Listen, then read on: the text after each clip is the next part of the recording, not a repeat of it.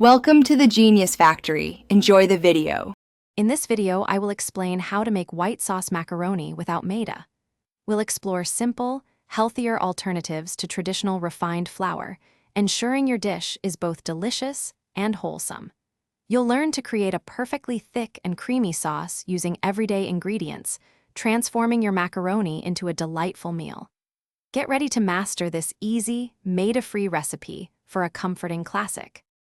For our Maida-free white sauce, you'll need 2 cups of full-fat milk, 2 tablespoons of unsalted butter, and 1 tablespoon of cornstarch as our primary thickener. Alternatively, you can use whole wheat flour or oat flour. Don't forget 1 cup of your favorite shredded cheese, along with salt and freshly ground black pepper to taste. These simple ingredients will create a rich, flavorful base. First, melt 2 tablespoons of butter in a saucepan over medium heat. Next, whisk in 1 tablespoon of cornstarch for about 1 minute to form a smooth paste. Gradually pour in 2 cups of milk, stirring continuously to prevent lumps. Continue cooking until the sauce thickens to your desired consistency.